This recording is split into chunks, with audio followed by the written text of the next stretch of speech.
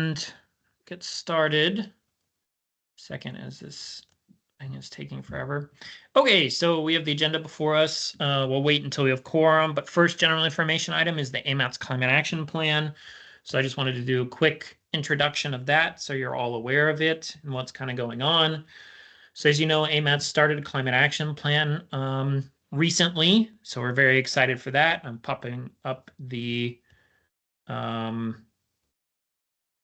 timeline so you can kind of see, or hopefully can see that. So we're just in the beginning phases doing the greenhouse gas inventorying right now.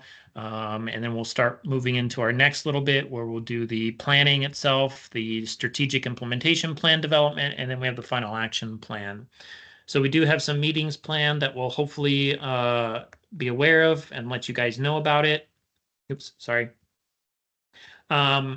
There's really not a whole lot to share at this point, unfortunately, since we are just starting.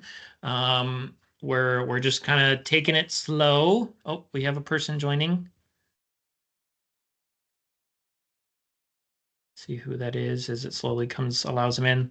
And so we'll reach out more to you all when we have a little more information. And I'm just here to give you a heads up on it and have the website provided so you can keep an eye on what's going on. And then if you have any questions, just let me know. That's all I had. Thank you.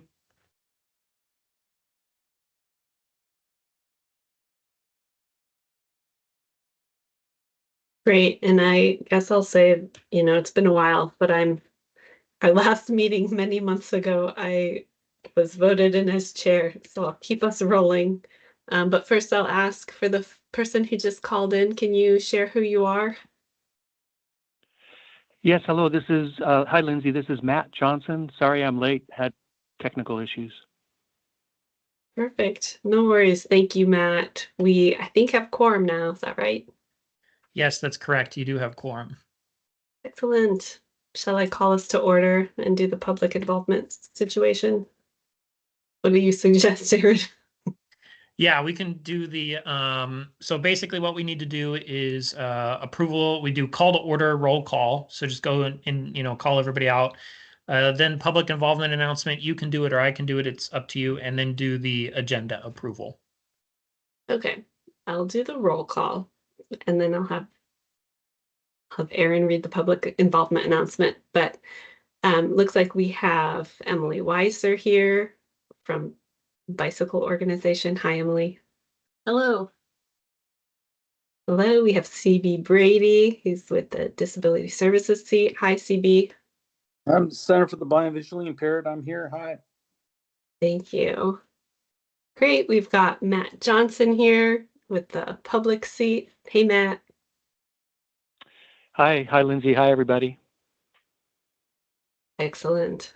We also have Diana Rhodes here, also in a public seat. Hey, Diana.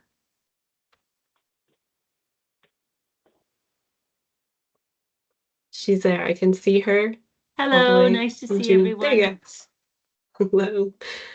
And then I don't think we have any of the other folks, but I'll call their names just in case. We've got Monica Ratliff with ASD right here. Michael Williams. Katie Severin. Jesse Doherty. That's me. I'm here. Wow, you're here. Excellent. I didn't have you on my list. Public health seat. And then Daryl Hess, are you here? Great. Welcome to the BPAC. Over to you, Aaron, for public involvement announcement. Okay, thank you, everybody. So just so you know, AMAT's committee meetings are open to the public. The public is provided an opportunity to comment at each meeting. Business items are first presented by a staff or consultant. Then the committee is given an opportunity to discuss the business item, after which the public is invited to formally comment. Each participant will have 3 minutes to speak on their topic. A couple of housekeeping items. If you're not a member of the committee, please turn your camera off when you're not speaking on an item. If you're joining us by phone, to mute and unmute the microphone, press *6. Thank you. Perfect. Thanks, everyone. All right. Hopefully you can see the agenda on your screen or phone. Can I entertain a motion to approve the agenda? This is Is Emily. that I'll how move. we do it? Thank you. It looks like Emily moved and CB seconded, right? Works. Works for me. All right. Approve meeting minutes. I think our last meeting was You 2024. need to ask if there are any objections. Okay. The agenda is moved. Are there or if there are any changes. objections to the agenda as presented? Hearing and seeing none, the agenda is approved. Thank you. All right, the meeting minutes are from March 11th, 2024. Is that right? Are there notes? I don't think there are any notes. No, there are no minutes on the agenda. So we don't have any minutes at this time. We may have some backdated minutes that we'll have to go through depending on how we move forward. So no minutes for now. All right. Great. Well, let's move into action items. I think that's why we've called this meeting was a public comment period. Erin, do you want to just set the scene for the MTP Amendment 1, TIP Amendment number 3? Yeah, I'll go ahead and start with the MTP Amendment number 1. Hey, everybody, I'm Aaron Yongan-Allen. I'm the Executive Director of AMATS. Thank you for joining today. As you know, hopefully you'll see on your screen the first memo of 2 to talk about today. We have the MTP Amendment number 1. So real quick, back in January 2025, the Technical Advisory Committee and Policy Committee or the TAC voted to table this item until their February meeting, but the Policy Committee took this item up and moved to recommend release for a 45-day public comment period. This MTP amendment is regarding the Seward Highway project, milepost 98.5 to 118, which is Rabbit Creek to Bird Flats or Bird Flats to Rabbit Creek. So how this came about is when the STIP was developed this go around, this project cost increased from it says 90 million here, but basically what happened is this project was included in the 2050 MTP when it was developed. Only the portion within the AMATS boundary was included for the funding side of things, which was 90 million of the 600 million project cost at that time. With the new STIP, the project cost increased to about $1.4 billion. So over a doubling of the project cost. That brought the cost within the AMATS boundary from 90 million to $266 million or so, which is a pretty significant cost increase.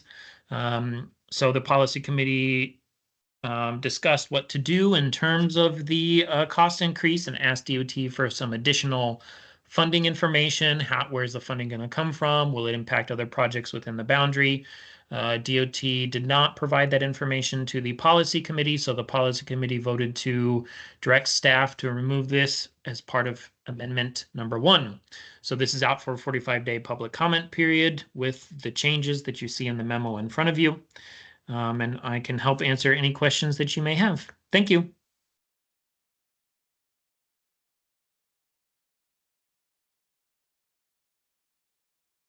Thank you. Any questions? Was there a reason given for why they didn't offer any information about it? I believe during the policy committee meetings, the DOT rep just said the funding will be there. It's in the STIP. It is what it is, and it's a significant safety concern. So we need to get this project moving forward.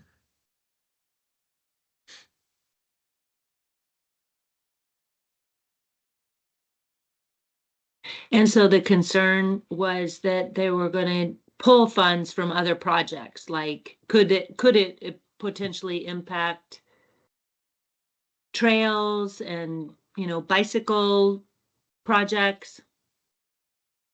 Yeah, that was part of the concern raised by the policy committee is this cost increase is pretty significant. And so would it have impacts on other projects within the AMATS area?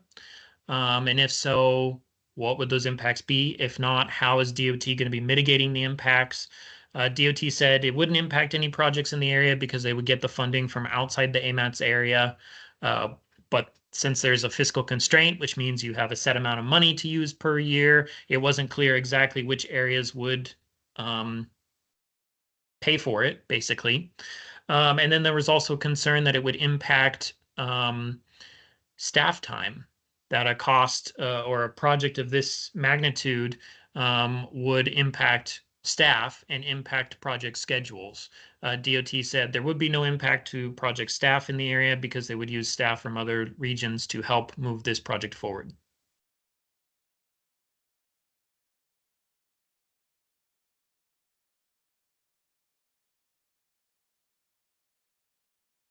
Sorry, I'll mention the policy committee asked for some of this information in writing. DOT said that they would provide a letter regarding this information. No letter to date has been provided to AMATS.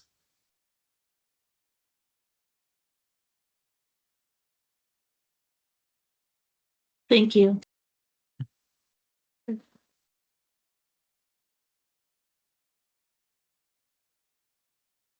And Erin, when you sent out the email for this BPAC meeting, you asked BPAC members to send any draft comments. I know I sent you some that we could share for the BPAC to review, but did you receive any more for the group to consider? I kind of wrote a draft letter with bullet points that we could review, if that makes sense. I did not receive any that I am aware of besides the ones you provided. Would you like me to share the ones you provided, Lindsay, or did you have those? Yeah, I have this. I have it open so I could share, or if you just want to Okay. pull it up, you can. Or since the in- letter includes the tip amendment as well, do you want to just do the overview of that and then we can discuss as a committee? Yes, I can move to the Okay. tip amendment and then talk about that. Great. So, okay, everybody. So, in addition to the MTP amendment out, there's also a tip amendment. So this is tip amendment number 3. You know, amendments are typically done when there are large changes to project costs. Typically 50% or more of the total project cost has been adjusted up or down. Or if we're adding new projects in, or if there are other significant project changes to delivery.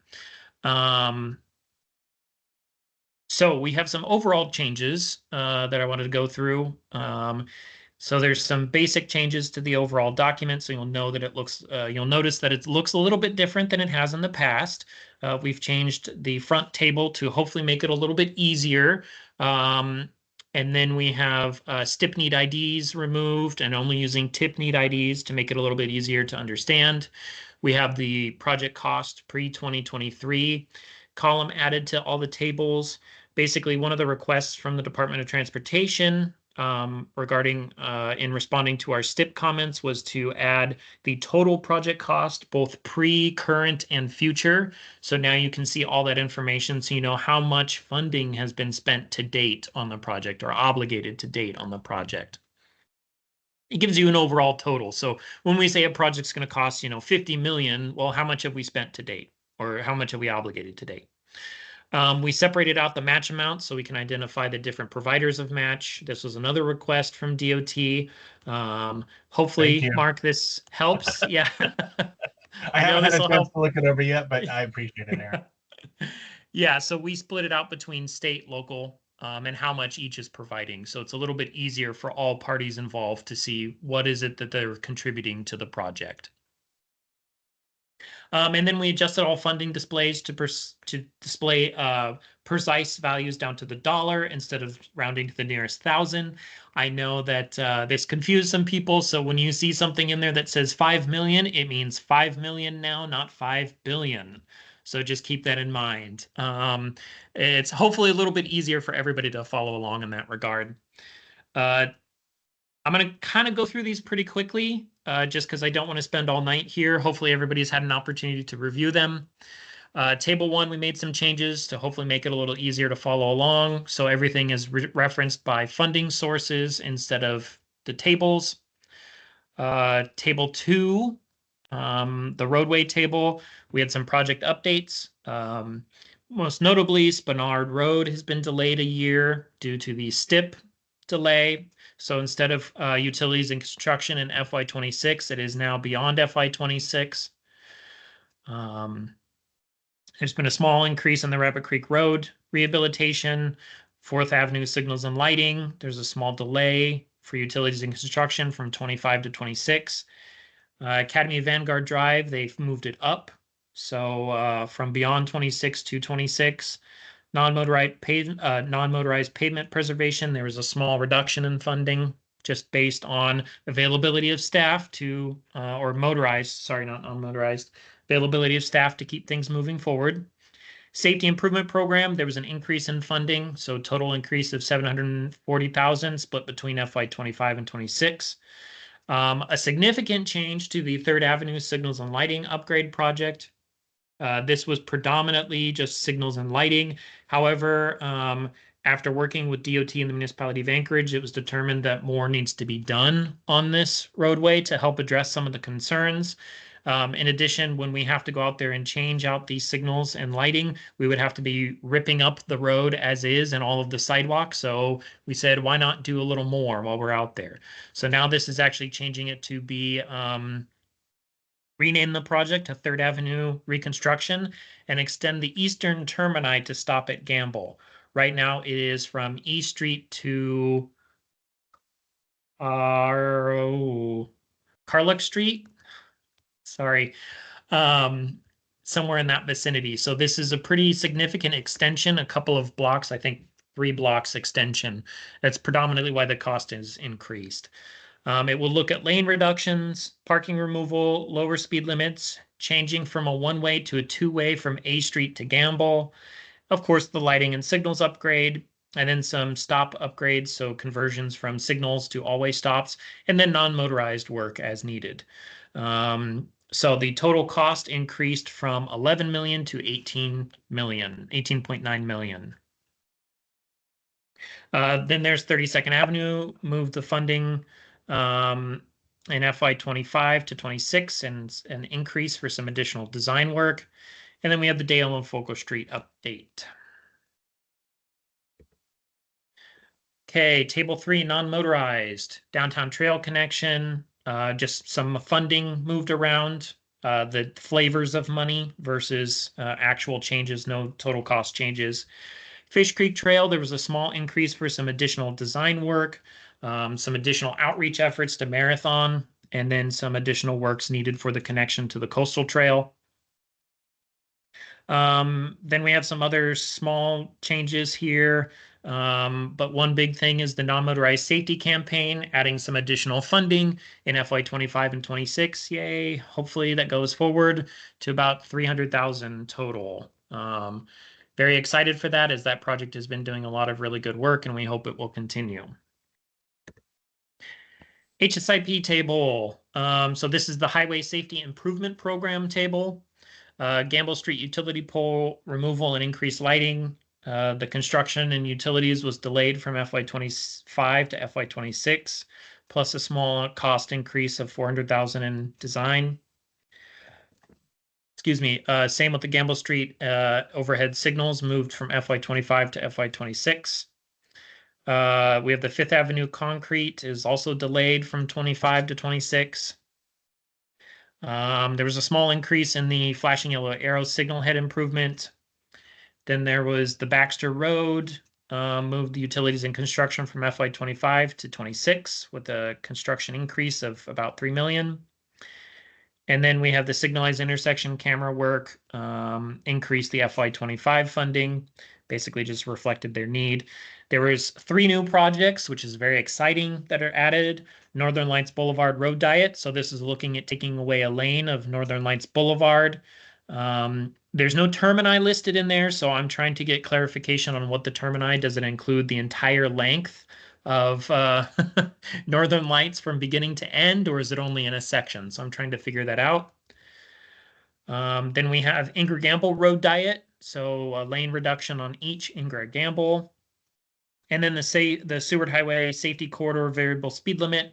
So this falls within that safer Seward Highway project. So 98.5 to 118, putting in some variable speed limit signs. So it can change the speed limit depending upon weather conditions or safety conditions, things like that. My understanding is they'll be electronic, so it's easier. So they don't have to go out there and manually change it. They can electronically change it depending on what's going on. And then remove the Pease Avenue Railroad Crossing Surface and Signal Update Project. Okay, NHS. So this is the National Highway System. So these are DOT funded projects that we show in our tip. So a number of these projects are being added back in. They were originally in the tip prior to amendment number 2, and then amendment number 2 removed them due to some funding concerns. DOT has provided that funding information, and the projects are being added back in as part of tip amendment number 3. So first being Abbott Road pavement preservation, new Seward Highway to Lake Otis. So this is just moving it from illustrative to into the tip. Then we added a new project, Glen Highway and Artillery Road interchange improvements. So this is working on that interchange. Next project, Glen Highway and Highland Road interchange preservation and operational improvements. So this is not a full reconstruction of the interchange. These are small changes at the interchange itself. This is moving it from illustrative into the tip. Then we have the Glen Highway Incident Management Traffic Accommodations. It's another one moving from illustrative into the tip. Then there's a new project, Glen Highway Incident Management Traffic Accommodations Stage 1. So what DOT does with projects a lot of the times when they have to phase it is they do a parent-child project. So there's a parent project that is the overall design and final construction phase. And then there are the individual child projects, or typically stage 1, stage 2, other things like that. That are these smaller chunks that they break out to get done as they move along. So that's what's happening here. We have the parent project above, and then we have a new child project added in. So it's all the same project. It's just phasing for funding. Next is Glen Highway Milepost 1 to 34 rehab, Airport Heights to Parks Highway. See, you have here, this is the parent and final construction. So this is the overall project that's typically for design.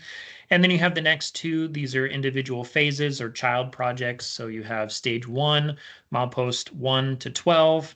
And then you have major culvert work that needs to be done along the highway.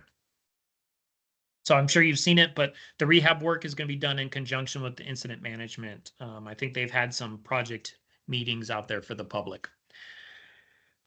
And then we have Muldoon Road pavement preservation, DeBar Road to Jayberry Gate. That's being added back in. We have a new project, the Seward Highway 36th Avenue interchange project. So as you may remember, the Midtown congestion relief PEL was done a number of years ago, and one of the recommendations was to make some improvements at 36th Avenue, that interchange. So they're moving forward with that. Then we have a replacement project of the Tudor Road overcrossing replacement. So this is another recommendation that came out of the Midtown congestion relief years ago, is to redo the interchange at Tudor Road and the new Seward Highway. One of the reasons is the bridge is too low.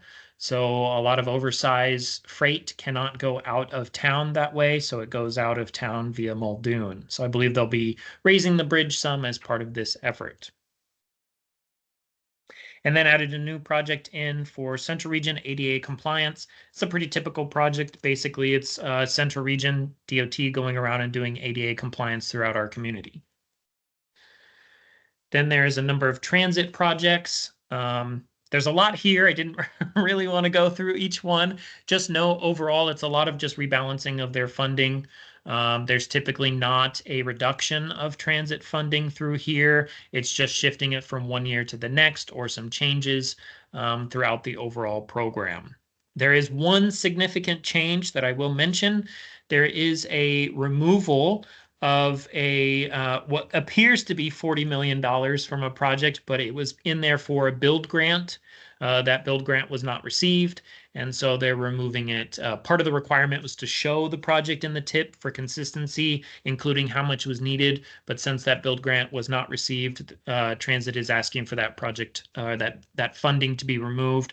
They're still putting funding towards it, and I believe it was the Bus and Bus Facility Competitive Program. So they're still keeping a little bit of funding in there, but not as much as they had anticipated. Okay, and then we're in table 10, other federal, state, and local funded projects within the AMATS area. The Campbell Tract Facility alternate entrance alignment. This needs some additional funding as there is some significant drainage work in this area that needs to be done. We removed 2 projects at the request of the Port of Alaska, the Smart Grid project and the Solar Design and Engineering.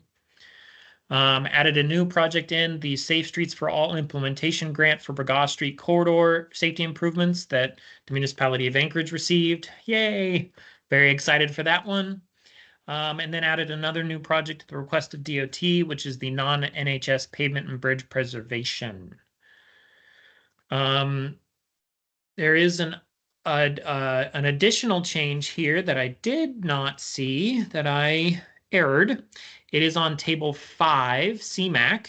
There is an increase in funding for transit fleet replacement. So basically, we're giving $5 million to transit to replace some of their buses.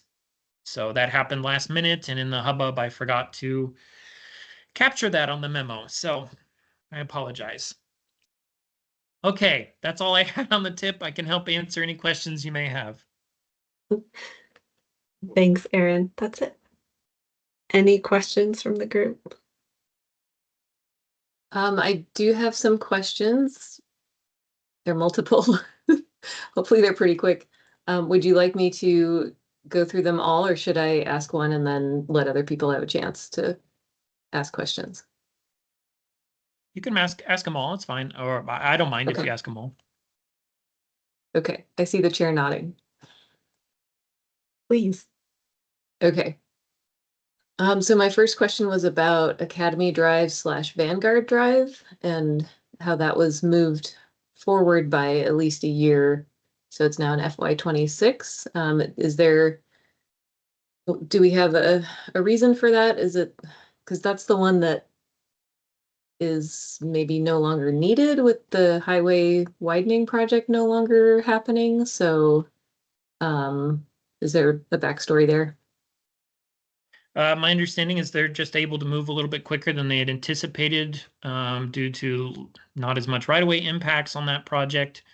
I believe that there's a desire to still keep moving forward with that project to help the community, even if there is no undercrossing added in that location, because it can help with non-motorized facilities being added in and slowing of speeds and redirecting traffic. Okay. So. Okay, thanks. Mm-hmm. And then I couldn't remember, and I probably should have looked this up, sorry, but the 32nd Avenue upgrade, is that the one that has those like elevated bike lanes, or is that a different project? No, that's a different project. This one is the one that goes from Minnesota to Lois, right in front of the Okay. that charter school that's there. I forget the name of it. Aquarium. Yes, thank you. And this one's looking at, I'll let you know, one of the challenges has been there's pretty limited right of way in a section of it. So trying to figure out how to accommodate the limited right of way and still meet the needs that have been identified by the community. So I think there's some discussion there of, what kind of facilities can be added for non-motorized users? Is there a desire to change the road configuration from one way to two way, or from two way to one way to do other kind of things? I think the project team is still needing to look into it a little bit more, but they were really just trying to get a handle on the right of way. One of the big things that'll be looked at is undergrounding of the utilities in the area.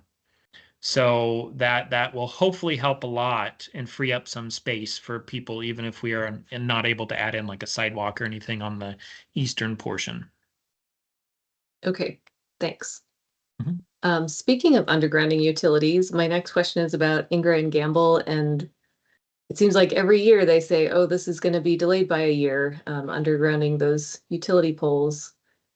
Do we know the reason for that this time? I have not been given an updated any updated information. The last I heard, which was a while ago, is that there's been some issues with getting the utility companies to sign off and get everything approved. So it's been some delays due to staffing issues. So what I can probably go ahead and do is reach out to Anna Boson with DOT and see if we can get a better explanation of it. I apologize, I didn't do that before this meeting, but probably can get something and send it out to you as soon as I get any kind of response. Okay, I'd appreciate that if you have a minute.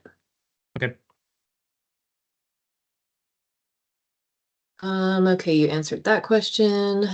Oh, this is probably more of a comment on so you're talking about the parent and final construction versus stage 1. So I was looking specifically at the milepost, the Glen Highway milepost 1 to 34 project, and the project descriptions for stage 1 and the parent and final construction that are in the actual tip table, they're identical. And so I think it would be really helpful for the public if those descriptions could be different. Whoever writes those, maybe that could be some feedback to be passed on, just to make it clear, like, why are there 2 lines? What's the difference? Okay, It'd be nice.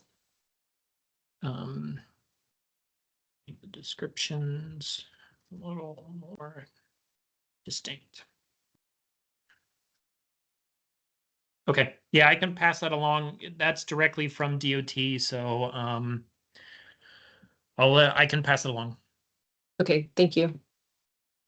And yeah, I'm super excited about the Burgos Street corridor safety improvements, and it's great to see those other new HSIP projects in there. They're, stuff that we've been talking about in response to sort of the crisis situation with pedestrian fatalities, and it's really nice to see more or less immediate action and immediate changes to the tip. So thanks to you and Anna for working on that.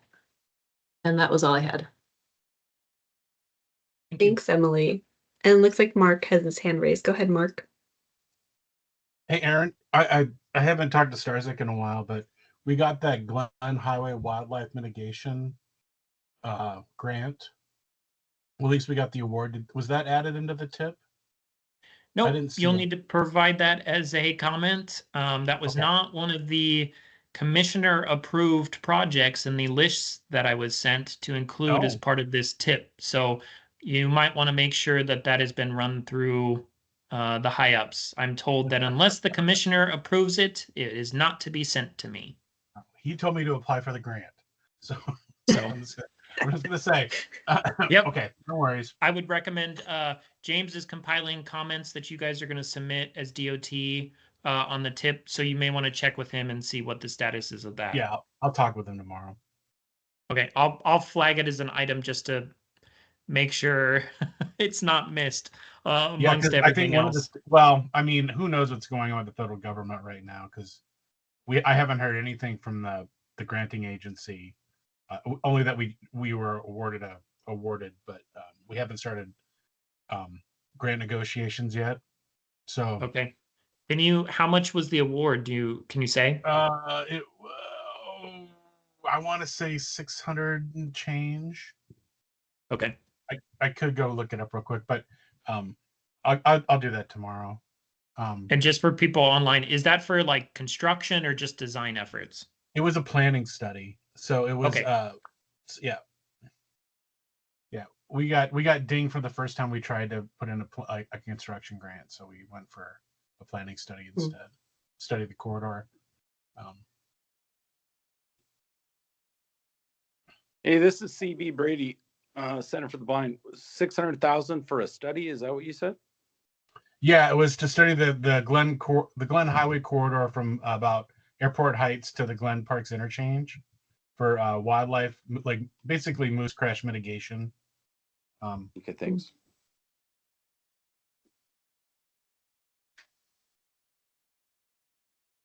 All right. Any other questions? Hey, this is CB. I've got Center for the Blind Visually Impaired.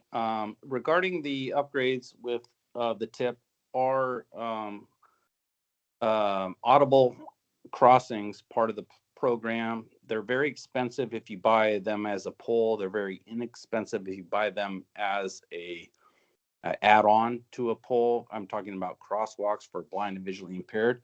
Is that been considered or part of the program? I know that on some projects we've talked about it. I believe, is it PROAG is the new requirement, and I believe that's in there as part of the new requirement for ADA accessibility. So I can't tell you right now if every project has it, but it is something I can check with DOT on in the municipality and see where we're going to be starting to implement that. Maybe Zach, Okay. sorry, Zach's here. Maybe he can help. Yeah, hi, Well, Zach Harmon. well, let me just input. Sorry to interrupt, but I'm sorry, short time. But the blind and visually impaired community is about 9%. It's very low in the population.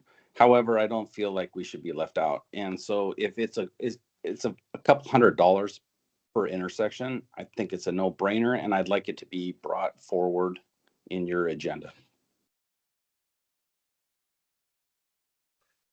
I'll jump in here if that's okay. My name is Zach, and I work with the municipality's traffic engineering department. And I'm working with the signals group right now, kind of acting in the manager duty. And while it's not like officially required for PROAG, those audible pedestrian buttons, we're pretty much putting them in every project that is going out for like bidding now. So 36th Ave was a pavement preservation project that had them. They'll be installed this summer. 32nd Ave. So pretty much anything that comes across our desk at this point in terms of a big project is going to have those audible pedestrian buttons. Thanks, Zach. That's awesome. And there are cheap solutions also, just so you know, cheaper than those poles. I know they're very expensive, but they are also very effective for the blind low vision community. So thank you, Zach.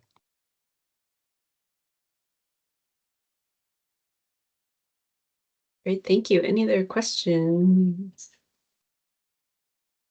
Well, I wanted to make sure that since we were bringing the group together and wanted to potentially take action on these two different amendments, I drafted very draft comments for the BPAC to consider.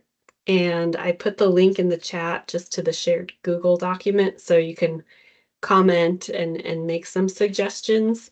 But Aaron, if you want, I could share my screen and just briefly walk through the draft letter. We can discuss it as a committee, and then if we want to take action, we can do that because we can vote and do all that magical stuff.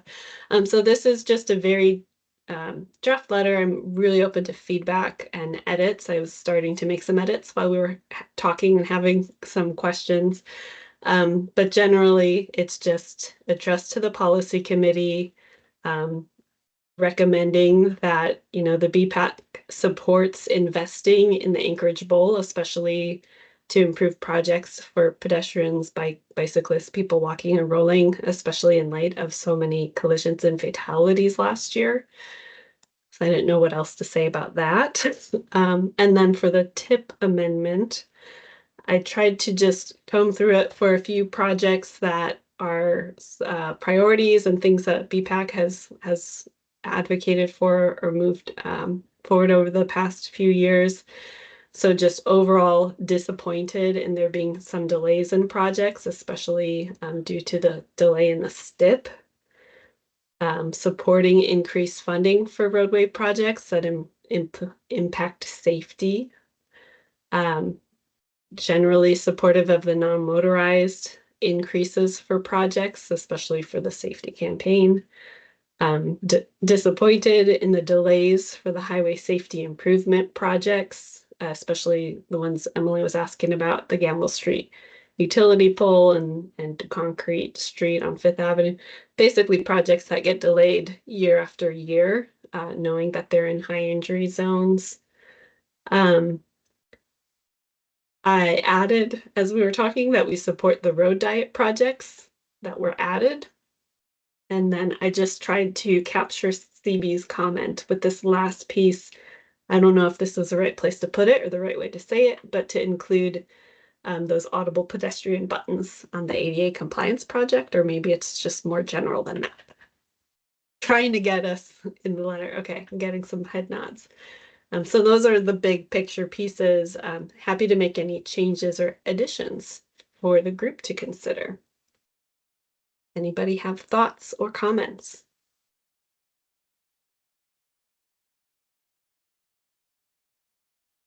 Hi, this is Diana at Anchorage Park Mhm. Foundation. Our organization supported a grant application by DOT for the Safer Seward Highway project. And they had asked us to write a letter of support for the work that they were doing to make sure that there was a bike path included. And we did do that. And so I just ever since this Safer Seward Highway project has come up, I don't know, it feels like the drama over this action is what resulted in the DOT folks attacking the Fish Creek Trail. And it could be just me, I don't know. But it seems like there has been some repercussions from that action that happened over the Safer Seward Highway. And so I don't know. I don't know if anybody else has anything to say about that, but there was no negative comments from DOT before the Safer Seward Highway project happened. And then there was negative afterwards. And I don't know why. I just feel like because we wrote that letter of support to say we support, getting a bike lane on the Safer Seward Highway, I don't know what, it feels bad. I feel bad about the whole thing. Mhm.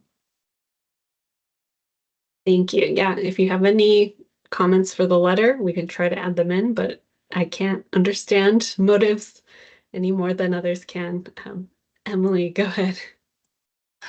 Yeah, I definitely heard a lot of drama about Fish Creek long before the Safer Seward was voted out of the MTP, so I don't personally see that as a backlash. I think it's unrelated. I think, yeah, there's tons of drama from multiple parties on the Fish Creek Trail, and there's also a ton of DOT momentum behind the Safer Seward project, but I don't see those two as being related. Whether or not I'm correct on that, who knows? But yeah, the question of should we support this project because it will include a bike path, that's one that Bike Anchorage has wrestled with as well, and myself personally, and where we settled and where I settled personally was it's as proposed, it's a massive highway expansion project that'll make it easier to drive into and through Anchorage, as well as between Anchorage and Girdwood, and making it easier to drive always ends up hurting people who don't drive or who are not driving at that moment. So yeah, for whatever it's worth, the Bike Anchorage position is that if the project proceeds, it absolutely needs a bike path, and that bike path needs to be safe and welcoming and, a good, attractive place to bike and walk. But we don't think it's worth doing the entire project just to have a bike path along that corridor. So just a perspective for consideration. Mhm. That makes sense. That makes sense. Thank you. Yeah, this CB coming in with that. Thank you for that. And maintaining it for access, blind, low vision, wheelchair access. That's a bigger challenge, but should be considered. Mhm. Thank you. Great. Any other comments, edits, or discussion for this letter? Go ahead, Aaron. I would recommend that if you're going to have anything in there about the audible signals, you don't limit it to just one project, but you make it a support. You can do for that project, but I would recommend you include it there for everything. That it be a comment that you say any project coming along should include this in there. Just take this out. Like remove that. I mean, to me, that makes the most sense, but it's up to what you guys want to do. Well, who does it upset? It makes total sense to me, the CB. Why wouldn't we? Right. We can leave it with all. Yeah, the only thing is cost. And I know you said there are cheaper alternatives. It's a challenge on federally funded projects to always go for the cheaper alternatives. So, however, as I have stated to a number of project managers, cost should not be a reason for not including it in there, and we need to find a way to make it happen. So I support it for all projects. CB am I again, remembering- I appreciate that, guys. Hey, it's 33 years after ADA. The blind, low vision, wheelchair users should have the same right. So let's include it. It doesn't make sense if we don't, in my opinion. Yeah, I absolutely support including that. And I mean, the cost is the tiniest fraction of a drop in the bucket compared to, repaving the road or anything else along those lines. So, yeah. Great, like it. All right, any other comments or edits or discussion on this draft letter?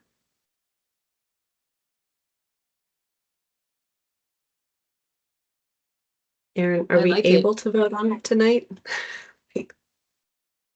Yeah, we had both items on here for action.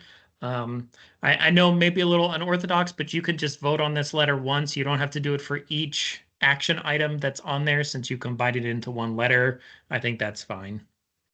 Okay. Should we have any public comment before we vote? Yeah, great. Yes. Anyone would like to comment or ask any questions from the public?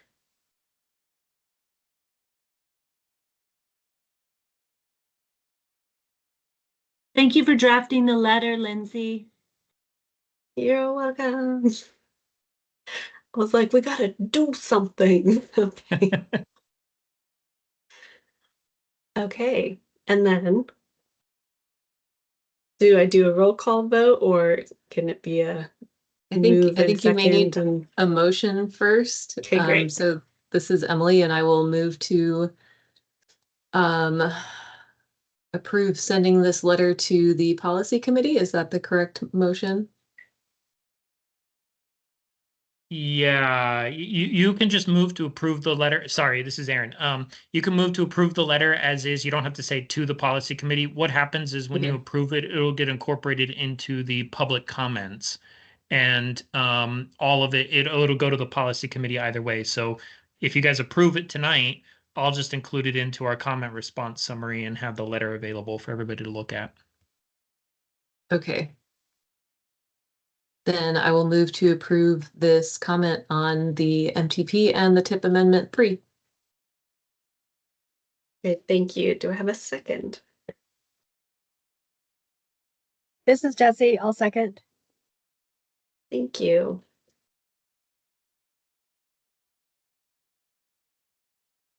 Do we have any, can I just ask for if we have any objection? Great. Do we have any objection to approving the letter as is? All right, team, the letter is approved. Thank you. Thank you, Lindsay.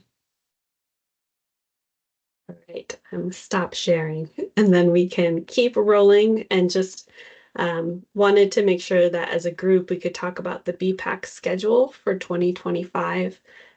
We of course haven't been able to meet this past year due to staffing at AMATS, and Aaron already does the job of 30 people. So wanted to give him some time to share, if or how we're able to move forward this year as a BPAC and have a discussion with the group. Aaron, do you want to share just any of the constraints that you have on your end or what we can do as a committee to keep meeting? Yeah, can you hear me? Okay. Yeah. Yeah, so we're having a hard time filling our positions here at AMATS. I'm hoping one day that'll change, but we'll see how it goes. Um, so I think, however, we can't keep pushing off meeting with our groups. So I think we'll just need to start up our regularly quarterly meetings if the committee's okay with that. I'd like to keep it quarterly if possible. I think any more than that will be a little bit of a challenge. And since we do virtual, that makes it really easy if everybody is okay with that. I will note that, we had a challenge getting quorum tonight. So we'll probably want to make sure that we all reach out to the different committee members and see if they're still interested in participating, and if not, trying to fill those seats or change those individuals over if they're unable to make it anymore. One thing I will ask is if anybody is able to help with minutes or keeping track of things. I know it's not a glamorous job, but it would really help me a lot if somebody is able to step in and take minutes for these meetings and can get that drafted between the meetings. They can work with me directly and I can help with the template and everything like that. If you're able to do that, I think it would make it a lot easier. But at this point, I want to keep the momentum going on a lot of the good efforts that are happening underway. And I don't, yes, limited staff time, everybody's busy. So we just need to get back into it. So that's all I had. Thank you. Great, thank you. I'm excited to get back to quarterly. Is anybody interested, able to step up and take minutes? Starting now. I'm just kidding. Like, as we go.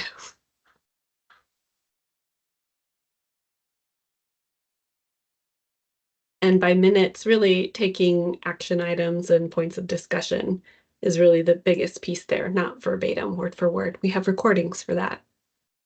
Yeah, you don't, I mean, it's up to you. However, whoever takes it over wants to, they can be as detailed or not detailed, but we typically just want to make sure we capture maybe some discussion by the committee member or any points raised, like big significant items that are raised, and really just keep track of what was the motion, how was the voting, did it pass or not pass, and then, for like informational items, we just note a presentation was given and then there was committee discussion. So pretty basic minutes. We're not looking for super complicated here. Yeah, this is Matt Johnson. I'd be happy to take on that task. Matt. Thank you, Matt. Certainly. Volunteering. You've got it. You got the job. Okay, thank you, Matt. I will reach out to you after this meeting and just chat some more about it. And send you templates of previous versions.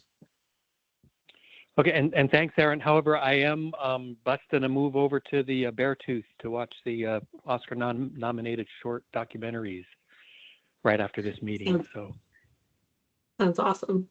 We'll get it covered. Yeah, I can give you my email address or my phone number, or maybe Lindsay has it. I don't know. Got it. Yep. Thank you. All right. You bet. Thank you. Thank you both. Thank you. Thanks. Go ahead, Emily. Yeah, so I wanted to ask how terms work on the BPAC, because I was realizing I have a vague sense of how long I've been on the BPAC, but I don't know what our terms are supposed to be or how that's supposed to work. Yeah, we have terms. I think it's every 3 years, and then it's once you serve. The reality is if you're a member of the public, we have to rotate you pretty regularly. If you're a member of an organization, we typically don't rotate people out unless that organization wants somebody to change over, because we have a hard time finding anybody. So if you're a member at law or a member of the public, we'll probably need to do rotations eventually. I will be honest, that's probably not something I'm going to do anytime soon. until we can get fully staffed. But once we're fully staffed, that'll probably be something that the new person will need to do, is kind of get the membership back up to speed. Okay. Yeah, I'm in the bike organization position, so that sounds fine, and I'm more than happy to continue on. And I think our public members are relatively new, so hopefully that's okay too. But I just wanted to make sure that I wasn't slacking in keeping track of my own term, which I have not been doing. So thanks. That was a very good question. I don't know either. It's something we struggle with for all of our subcommittees, is keeping track of terms. And once we get people, we like to hold on to them because it's hard to get somebody. Great. And so I'm also not sure how frequently we have our meetings. I think it's like the first or second Mondays of months, but of the quarters, but I think we could get that sorted and make sure the schedule's out and events are held for folks going forward, right, Aaron? Yeah, as long as everybody's okay with quarterly still, what I'll do is when I get back to the office tomorrow or Wednesday, I'll work with Christine to set up what the dates are, and then send all of that information to you all and just make sure we're all kind of in agreement, or there's no like major objections to them. And then we can post that and go back to our regular schedule. Perfect. Great, thank you. All right, let's keep us rolling in general information. Thanks to Juan for being here. I think we'll do our DOT and PF and AMATS Minnesota Drive and INL Street Corridor Plan update. Welcome. Great. Thank you. I'll try to make this quick. Aaron said I had about 45 minutes to do the presentation. I'm just kidding, Aaron. A bunch of you have seen the presentation, so I'll try to just hit the highlights, especially for those of you that have not seen it. So I'm going to go off camera because I can get closer to my mic. And I'm going to share real quick. Okay. Hi, everyone. For those of you who don't know me, I'm Juan Lee with R&M Consultants. I'm a planner, former AMAT staff, actually, and former municipal staff. So working on DOT and AMAT's Minnesota Drive and INL Streets Corridor Plan. This is an implementation of the MTP, the AMAT's 2050 MTP, and also the AMAT's safety plan. So we are implementing recommendations from two plans to take a closer look at the corridor.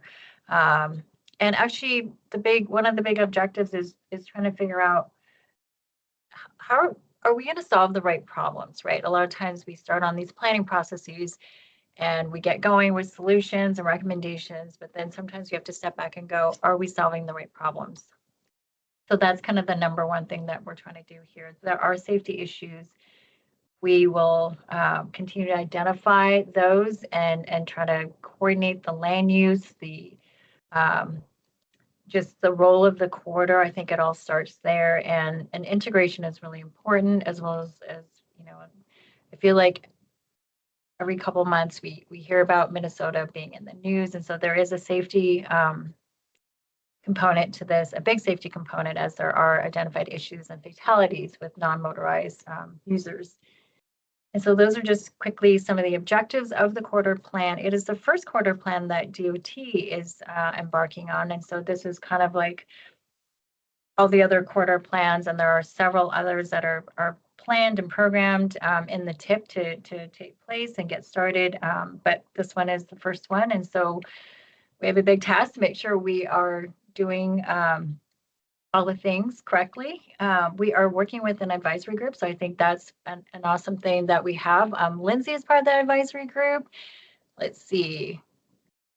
Sarah, you're part of the advisory group. And then we have all the community councils within the area represented. So Spinard, we have North Star, we have Turnigan, South Edition, and then we have members of the leadership at DOT, as well as community members, businesses, organizations within Midtown, along the corridor, as well as downtown. Okay, so we took a step back with this corridor plan. We wanted to understand why we even have Minnesota. When was Minnesota built, design built, what was the need, the purpose and need back in the day. And those of you who moved to Alaska 25 years ago, like I did, we always called Minnesota like the bypass. And so that was really why it was built. Originally, that was one of the objectives. It provided a secondary access from downtown to West Anchorage. It opened up land for development. If you can see in this photo on the bottom right, Anchorage was a big force back then, and there was not a lot of development. So Minnesota did help open that land development growth in the late 60s. Minnesota provided additional access to this part of Anchorage. Spenard Road was the main corridor to access this, and the hill at Spenard is what I understand to be very, very steep in the winter, and so this was like a secondary access that was planned, designed, and built in the late 1960s. And right here we have the Aurora Village Cars. It's still there today. Some of you may shop there. That might be your local grocery. But yeah, just a little history on where Minnesota came from. And then this is today, right? We're working on current conditions. What does the corridor look like today? How is it serving everyone that it's serving? And by that, I don't mean vehicles or different like modes of transportation, but the people, right? Who are the users, pedestrians, neighbors, businesses? Who are the people that we're planning for? And how is the facility functioning and helping to move people to the destinations in the area, and also how is it helping move, the economy as well as access for the land use and the destinations within the area. We have 6 schools in the area. We have 6 parks in the area. We've got a lot of destinations, businesses. And so that's what part of this corridor plan is trying to do. Okay, so what is the project? It is from International Airport Road, just north of that. So really like north of that to 3rd Avenue downtown. So it's a pretty long corridor. It's got multiple contexts. All the yellow you see on this corridor map is residential. The darker the yellow, the higher density, the higher intensity of that residential. The pink and the purple and the orange, that is commercial, like higher intensity commercial development. The green is Westchester Lagoon, so parks, open spaces, also destinations. And then the purple is city center, downtown, but higher intensity of commercial activity. The blue are schools, institutional. So there's a lot of different contexts there. And so we cannot plan the corridor for just one context. We have to look at each area and be context sensitive. This project is also coordinating very closely with the AMAT's Complete Streets Plan, and also the Downtown Streets Engineering Study, the DOT's functional classification update. So we're coordinating all of that to make sure that this corridor plan is integrated properly.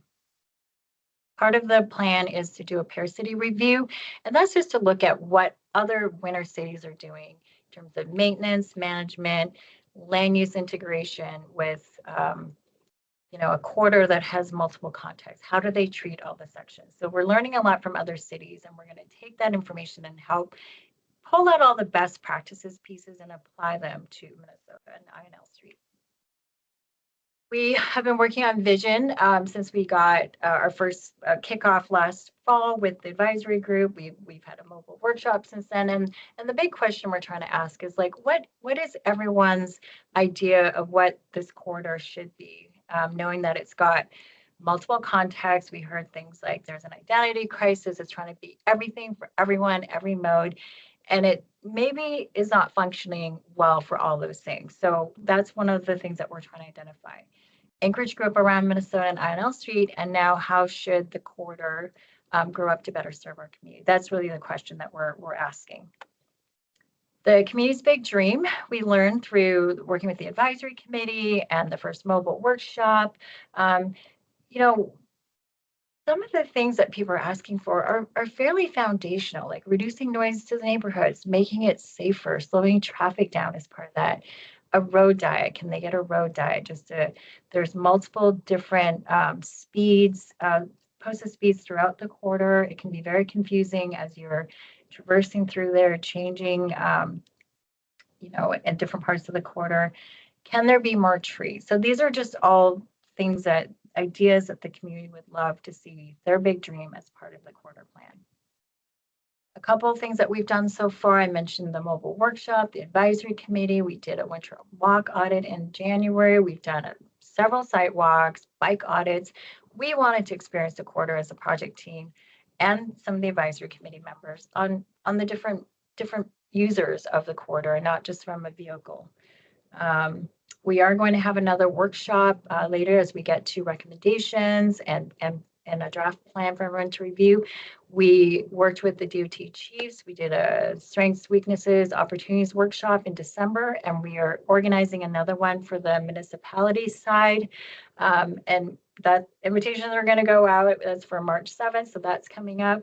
And then a little bit about the summary, just some of the, I mean, you know, speeding, noise, those are all threats and weaknesses. It does have some strengths. It's a big quarter. It can take a lot of traffic at the intersections also. And are there opportunities? There's definitely opportunities to take those weaknesses and threats and turn them into the things that the community says that they would like to see for this quarter. And of course, number one is improving the safety. And then quickly on the schedule. So we've been working on this for about 6 months. We've got a lot more events or elements planned that we're going to be working through as we start developing the quarter plan. And the website, Erin put in the agenda, so hopefully you've had a chance to go there. And that I am happy to answer any questions.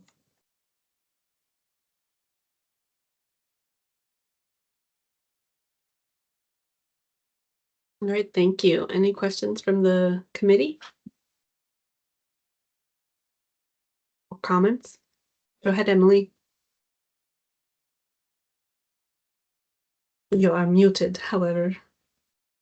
Thank you. I put my hand down and didn't hit my mic. Yeah, just a comment, and it is on this slide, so thanks for sticking here, Juan. Yeah. And I think you pointed this out at the policy committee meeting the other week, where the number one strength that it enables large volumes of traffic to commute quickly also causes the weaknesses and the threats. And, you know, the opportunities are kind of centered around toning that down. So I just think that's a really interesting trade-off, and it's helpful when we can see that laid out explicitly. And I appreciated that you pointed it out in that somewhat longer presentation at that other meeting. So thanks. Yeah, thank you. And you're right, there is a real push-pull, it's trade-offs. And once we get there, we will have to work through all of those. Hey, this is CB Brady. Sorry, Alaska Center for the Blind and Visually Impaired. Access is a big deal for my community. And I don't really see anything about like maintaining sidewalks as a priority. And I'm just curious if there's attention to that. Yeah, thanks, CB. This is Juan. That's a great question.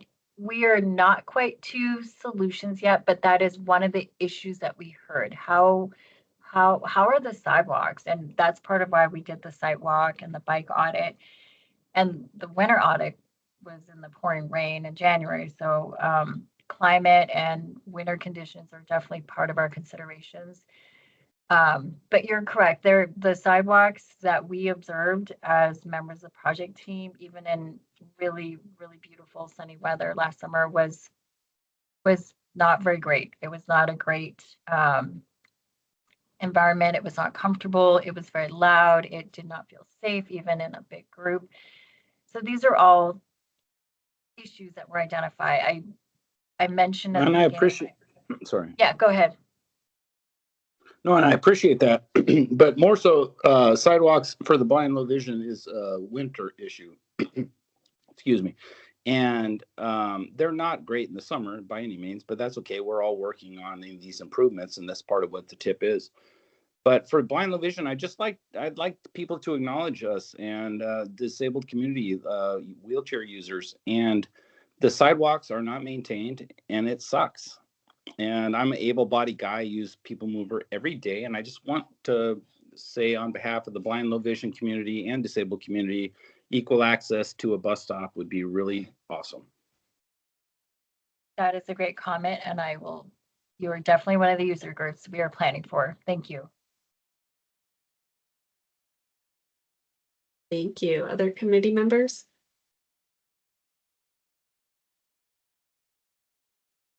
I think I get to say my comment then, which is, of course, Minnesota and Northern Lights was just in the news again because of a pedestrian fatality.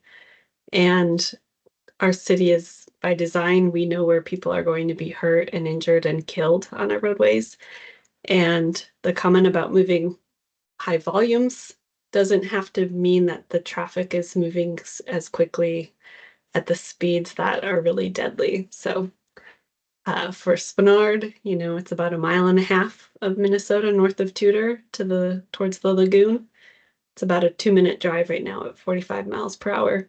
You'd have like 30 seconds if it's just 35, even less if you slow it down from there. So definitely speed is a huge concern, recognizing that large volumes and convenience and all these different pieces that we balance are, of course, part of the plan. I want to open it up too and see if there's any comments from the public. I'm looking at you, Sarah. I see public members participating. Any comment or question you want to share?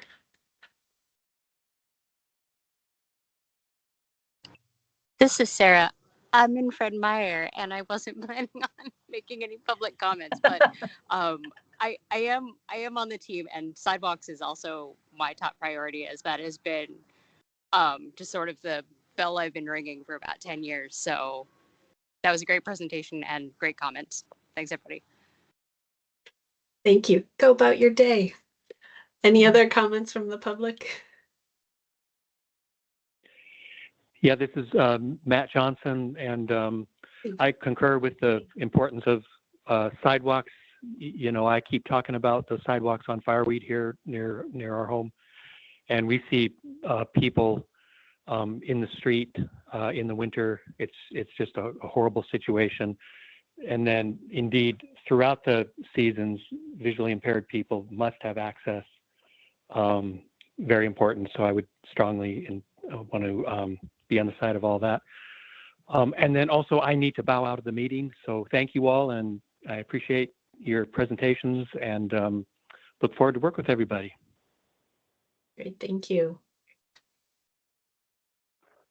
Great. Any other comments or questions for Juan? Well, thank you so much. This is an important corridor because of the severity and the fatality. So appreciate you coming to this committee. Okay, thank you, Lindsay. Thanks, everyone. All right, AMAT's complete street typology plan introduction. Go ahead, Aaron. Yes, thank you. Sorry, I'm eating, so I had my camera off for a little bit of it. But yes, I just wanted to do a quick introduction. So AMATS has started a complete street topology plan. Let me share my screen real quick. I did put the project website on the agenda. Of course, if you have any questions, please reach out to me. But basically, the Complete Street Plan will build on the recently revised 2017 AMATS Complete Street Policy to provide guidance for improving the transportation system in the AMATS area by having a complete streets approach. So it'll include street types, sidewalks, roadways, intersections, curbside, ADA accessibility, and what we're going to have is an implementation plan. So not just talking about kind of what we need, but how we're going to get there. And so it'll have a multimodal street topology for the AMATS area, feature a corresponding street topologies map. So this include recommendations for development reviews, streetscape design, traffic signal upgrades, recommended road reclassification. So, arterial, principal arterial, a collector, that kind of stuff. But using our own kind of terminology for street topologies, and of course, bicycle and pedestrian facilities. So we are working with the municipality of Anchorage and the state of Alaska on this project. So State of Alaska recently just had a quick update of the policy committee on where they're at with their complete street policy. They just finished the information gathering side of it. And then they're going to sit down and kind of move forward into developing the actual policy itself or whatever recommendation comes from there. And that'll involve an actual public process. So our plan as AMATS is coordinating with a lot of different plans that are out there. We're pretty excited, for this to take this kind of step forward for our community. I'm sure you'll hear more as we progress. We're just now in the identification stage of the different typologies. And so pretty excited as we move forward. It's complicated. I'll let you know. Even I am feeling pretty overwhelmed when I sit down in the project team meetings to discuss the different typologies that we should have, because there's a lot that goes into it. So I say that not to scare people, but just to recognize that this is a pretty significant process that'll take some time. So we do have the schedule on here. We actually recently just kind of rearranged the schedule to give more time.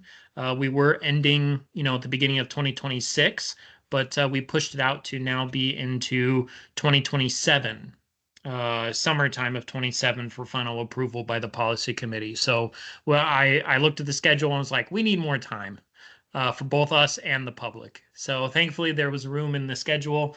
And so we'll hopefully have some public meetings here soon. Excuse me. I think the first thing we'll have is our presentation to the Technical Advisory Committee and Policy Committee, so you can be on the lookout for that. Of course, you all as the BPAC will be involved in a variety of different ways.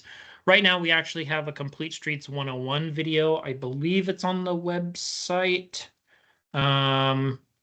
Documents and resources. I promise I keep track of all these things and I know everything there is about every detail on projects.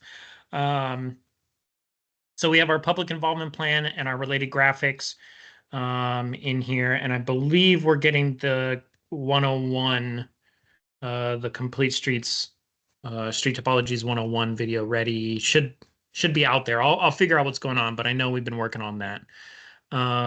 So this was just quick introduction for you all. And I'm sure I'll be back in the future with more information, or somebody from AMATS will be back in the future with more information. Thank you. Thank you. I have a question for you about this, Erin. I know this is an important project and an important process, and it's also sounds more complicated than I think it needs to about street typology. So can you just share what this is for, like why and how this could be beneficial or transformative? What's this about? It's really connecting the transportation and land use. That's the basic thing. And you're like, well, that should be done easily. Well, it's hard. It's kind of the next step in that connection between transportation and land use. So making sure that when we are developing a corridor or redoing a road or something like that, that we're really accounting for the needs in the area for the land use. So think of it like this. There's the current classification system, functional classification, where you make a determination on if something's a collector or principal arterial. So collectors typically are collecting traffic from the local roads and funneling it to your arterials, which are the higher speed, higher volume roads. That's a pretty dated way of approaching the transportation system. Street topologies and complete streets is kind of a more modern approach to it, to be like, look, we may not have a single classification for an entire length of a road, but multiple classifications that kind of make some changes to what we want or who are kind of the predominant users that we want to focus on in the area. Say you have a road like Tudor that switches between a lot of commercial in one section, then not a lot of anything in one section. And then it goes into some commercial mix, and then you have a school. Well, maybe that road shouldn't be classified as one particular thing for the whole length because it changes depending upon the associated land use, either now or in the future. And the idea is to kind of move in that direction and make it a little bit easier for us to accommodate all users as we move forward. So it's not just car only. I say that, but I recognize that there are going to be some areas that are specifically for cars, for vehicles. There are going to be some areas that are specifically for freight. Typically the higher volume roads are going to be for like the 18 wheelers, people that are, actually hauling the freight, not just the locals that go to our community, our neighborhoods and stuff. And so it's really an idea to sit down and be like, what do we want on our road system, our transportation system? Do we want it to be all cars only, or do we want it to be a mix of everybody? And should some have higher priority than others, depending upon the location? So it's a lot. I hope that helped to explain it a little bit better. It does. Thank you. Help me. Great. Any other questions or comments from the committee or the public? Well,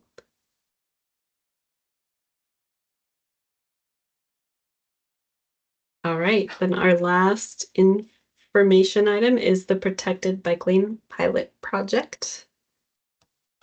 Zach, is that for you? Yeah, that'll be Great. me. Excellent. I'm going to grab the screen. Yeah, so my name is Zach Hartman. I work for the Municipality of Anchorage's Traffic Engineering Department. And I am here to kind of give an update on the downtown phase 2 of the pilot protected bike lane. Okay, here comes my screen. So I think I am safe in assuming that everyone on the call is familiar with this pilot project that happened this summer. If you aren't familiar, please just speak up and let me know or get in the chat. But I'm kind of skip over a lot of this intro stuff and just get to kind of the meat and potatoes, I guess. So what I'm here to share is this actually was a poster made by Donovan Camp in the traffic engineering department, highlighting some of the juicy data coming out of the pilot protected bike lane, the thing that people are most interested in. We're getting this data out of the final report for both phase 1 and phase 2. That final report is ready, and it's going to be ready to post to the project's website, anchoragepbl.com, very, very soon.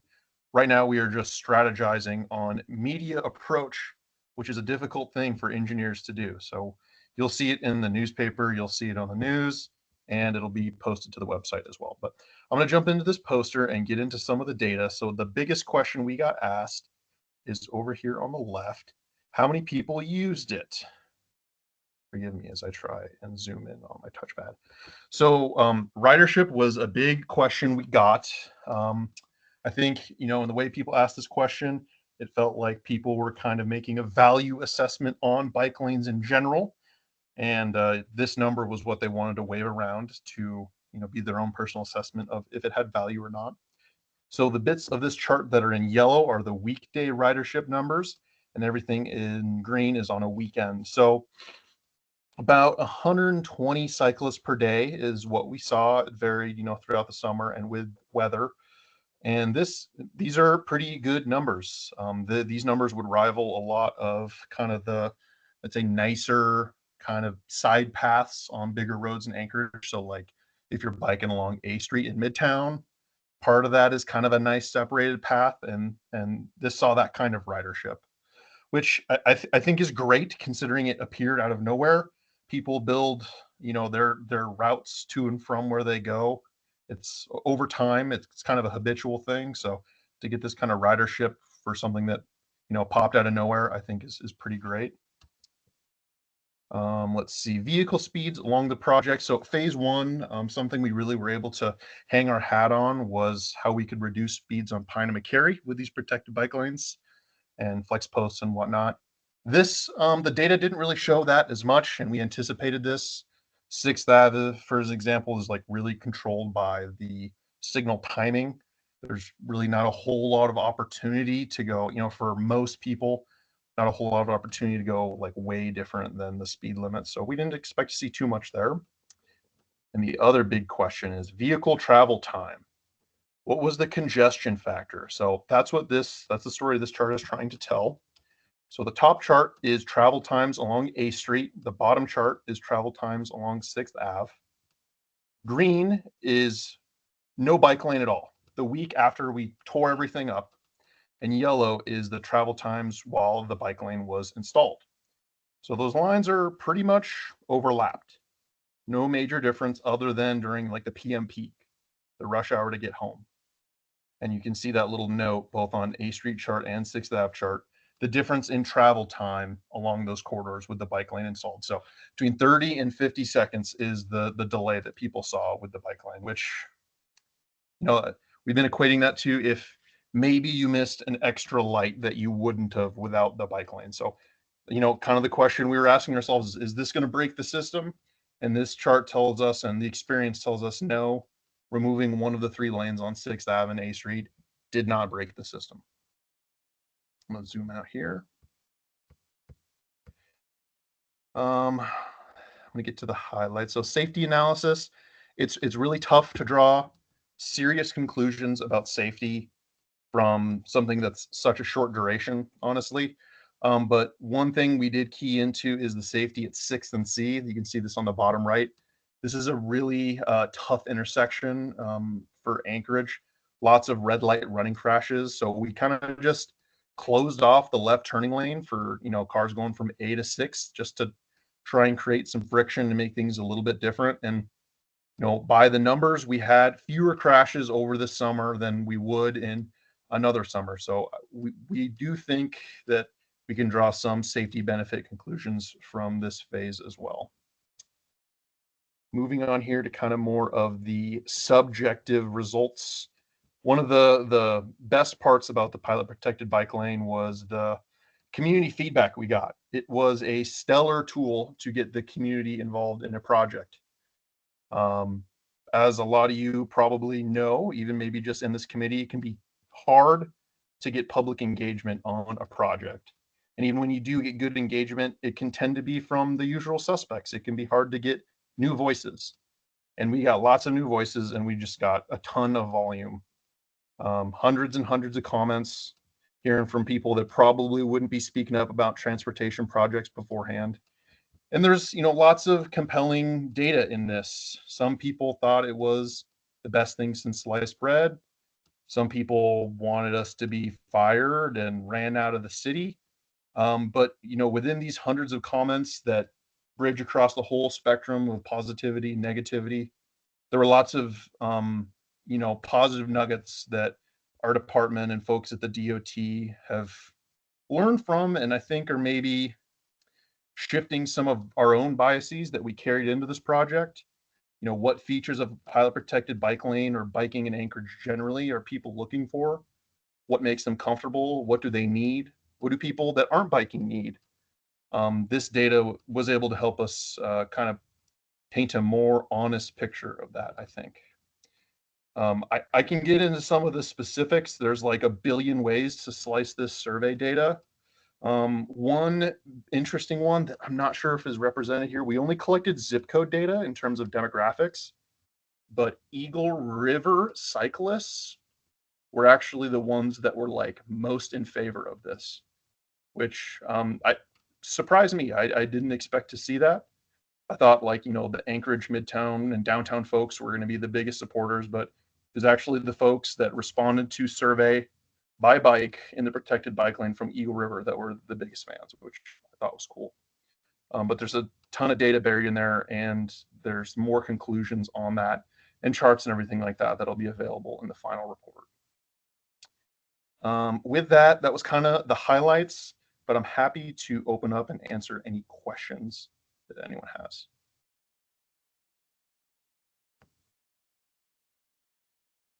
Great, thank you. Any questions or comments from the committee?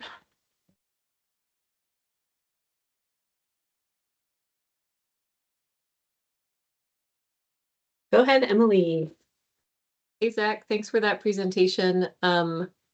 I had noticed that the report is linked on the website, but it sounds like maybe you're still working on your media approach. So with my Bike Anchorage hat on, would you like us to not maybe publicize this just yet while you finalize your approach?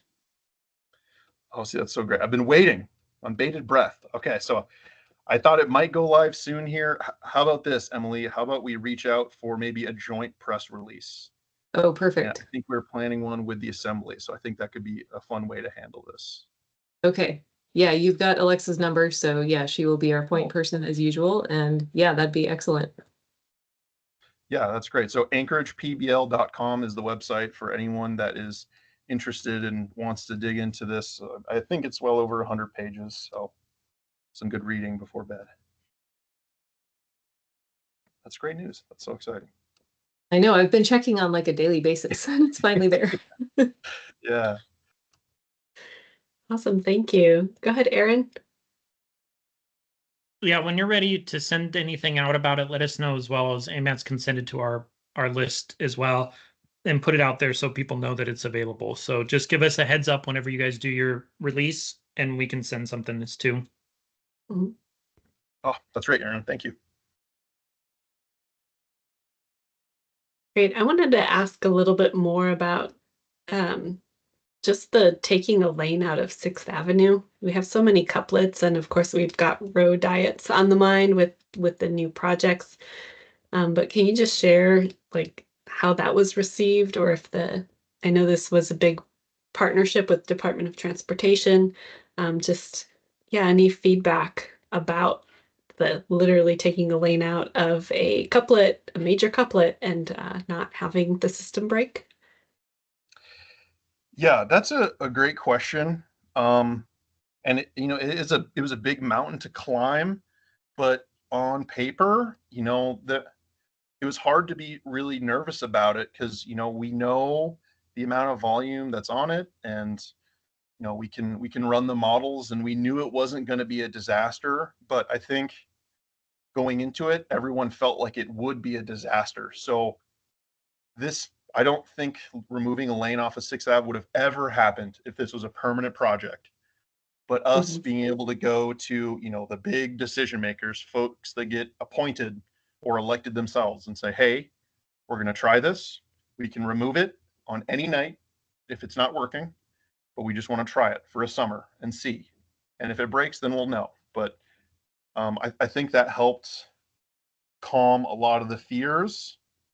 And I think it's a big boost going forward because we can look at other couplets, maybe like some we even talked about tonight, and say the numbers also show something similar. The numbers are saying it's not going to be a disaster. And we kind of have felt how this has played out in the past when we tried it on 6th Ave. So I really think this is a powerful tool, and I'm looking forward with our department and the DOT working with projects or, one-offs like this to try this out moving forward, because yeah, there was no better tool to kind of prove things out with cheap materials rather than, millions of dollars of concrete and asphalt. Thank you. Great. Any other questions or comments from the committee or the public? I love the protected bike lane. It was really awesome to have it downtown. Thank you so much. Thank you, Diana. And I say this every time, but it was really a joy working with all of you guys, and a really nice change for Bike Anchorage to be directly at the table and included in every single meeting and site visit. And also feeling like, as I've mentioned to you a couple times, like I didn't have to be there because you guys had it all under control, and the project team as a whole was really, truly wonderful. So yeah, this was a super positive experience. I'm glad a lot of the survey respondents agreed with that. And I look forward to the next one. Awesome. That's great feedback. Makes my heart happy. All right. All right, with that, we have run through our agenda and we can open it up to committee comments. Any committee member want to share any comments?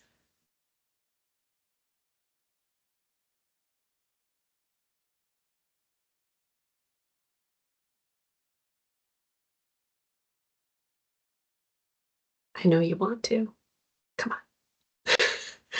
I will just share that I'm really pleased that we can bring this committee together.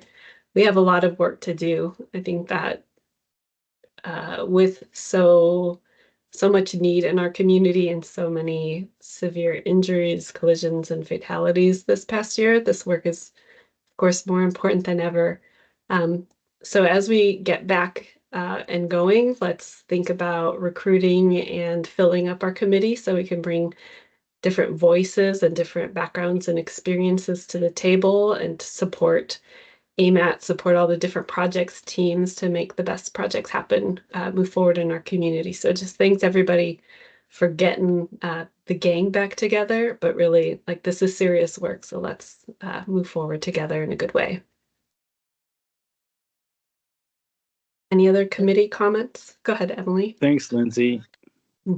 This CB, I just like everybody to remember the blind, low vision, disabled community, wheelchair users, white cane users. Cleaning those sidewalks is my priority. That's why I'm on this committee, and I will advocate for that until I can't. Thank you.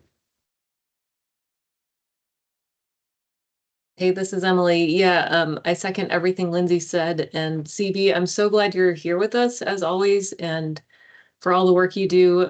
It's something that Bike Anchorage is always trying to think about as well. But obviously the more voices, the better. And yeah, thank you for always speaking up and reminding us of those important things.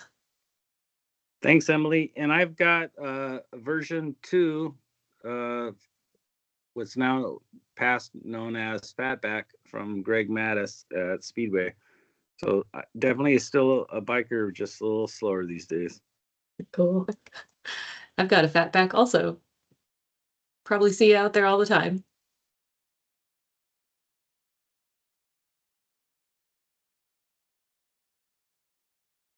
All right. Not seeing any other committee members. Any comments from the public? Go ahead, Mark. Hey, it's Mark Eisman, DOT or Anchorage Area Planner for DOT. I got a couple just kind of informational items to throw out there. The STIP Amendment 2 is out for comment right now. I know all the state projects are in the TIP within the AMATS area, but might be worth if I know we won't meet again until comments are done. August or March 20th is the comment deadline, which kind of matches up with the STIP or the TIP and the MTP. Also, we've been doing. I'm glad to see the committees back together. We've been doing a lot of outreach for Vision Zero between the state and the municipality, going to all the community councils, doing a lot of outreach, really looking looking for support and kind of like informing people of kind of what they're trying to do with reducing speeds, potential road diets, that sort of thing. I know, Lindsay, you've been at a couple of community councils I've been at. And then one last thing is the Midtown district plan is out for comment too. So something else to look at. Not that I expect the community to comment on, but just for everybody's general awareness. And I'm glad the BPAC is meeting again. So good to see everybody. So many plans. We're trying. Thank you, Mark. Any other comments from the public? Zach, I see you typing. Do you want to share anything? Go ahead, Aaron. I'm just gonna drop that presentation go ahead, in the chat for a minute. Okay, perfect. Thank you, Zach. Yeah, a couple of things. So I just put in the STIP website in the thing. So you have the link there. Please go and take a look at it. Oh, you beat me, Aaron. I was just gonna do Yeah, I had it ready to go because I knew it was good. coming. I'm like, somebody's gonna mention it. But there's a couple things I wanted to give you guys a heads up on so you can be on the lookout for. One thing is next month, here in like a week, the TACM Policy Committee will be reviewing safety targets for AMATs. So these are targets that we are supposed to either support the state in or set our own targets every year. So basically trying to help with serious injuries and fatalities in our community. So we'll be discussing those at the TACM PC and setting those targets. This will be the first year staff's going to recommend AMAT set its own target instead of supporting the state in their targets. So I strongly encourage you to attend, to listen, and provide any feedback if you have. It's going to take a lot of work from everybody in our community to participate in that. So I just want to let you know, remind you of the dates. So the Technical Advisory Committee meets on March 6th from 1 to 3. And we typically send out the notice about that, but just to give you a heads up. And then the Policy Committee meets on the 20th of March, 1 to 3 as well. And so just be on the lookout for that. And then there is another event coming up that I wanted to give you very, very early notice about. March 26th from 11 to 1 p.m. there will be an HSIP work session for the AMATS committees. So DOT has asked to sit down with AMATS to go over HSIP. They wanted to give some more background information on how HSIP works in terms of scoring and ranking of projects and project selection. So this is a follow-on from the last year's HSIP work session in 24, as well as talking about how the nominations are doing from last year, and then provide an opportunity for the AMATS committees to discuss 2025 nominations. So this is predominantly for the TAC and the PC to meet and discuss. However, the public is invited to attend. Everything we do is publicly noticed. So a week before, on the 19th, let me make sure. On the 19th of March, we'll send out a notice about it, so please be on the lookout for that. There is an in-person or virtual option. I strongly recommend everybody who is interested in safety in our community attend, so you can have a better understanding of this critical program. HSIP stands for Highway Safety Improvement Program. It is an essential program that uses data to drive where there are projects to be funded. So I just wanted to give you a very early heads up and hope you all can attend. Thank you. Can I ask you to repeat what time that was? It was 11 a.m. to 3 p.m.? 1 It's p.m. 11 to 1 on Okay. the 26th of March. And there's a virtual option. We'll have a Teams link. There's also an in-person option. The in-person option is at room 170 in the permits building.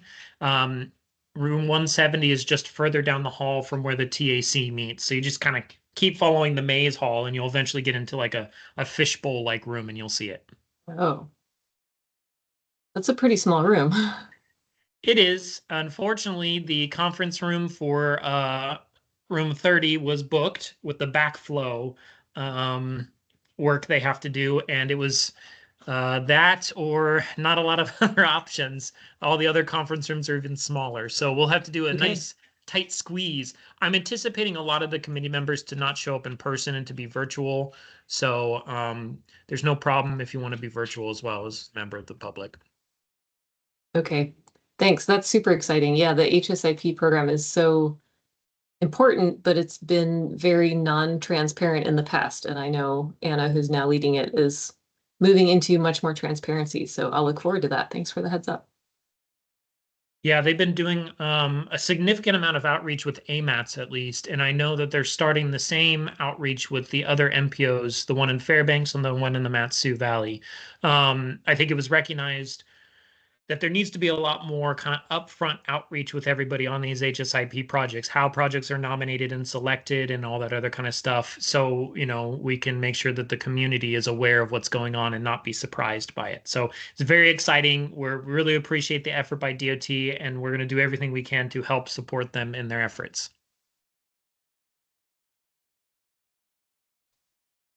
Thank you, Mark. Do you want to share more?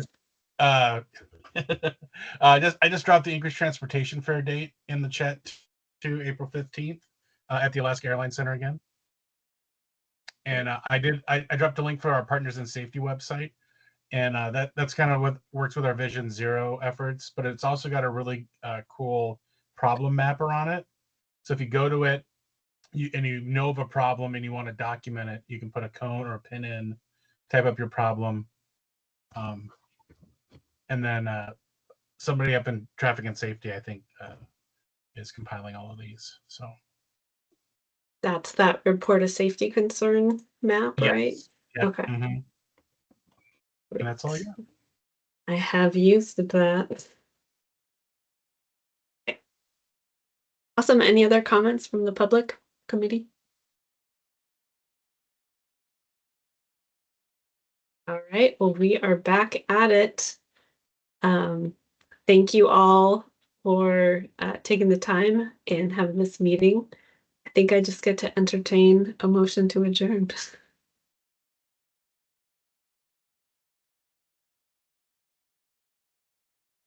Hey, This is Emily. Stevie, so moved.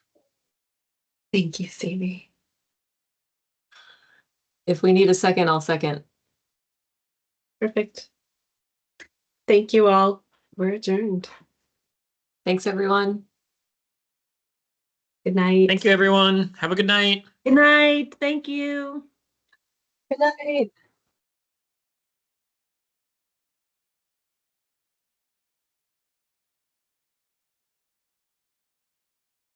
Shoot.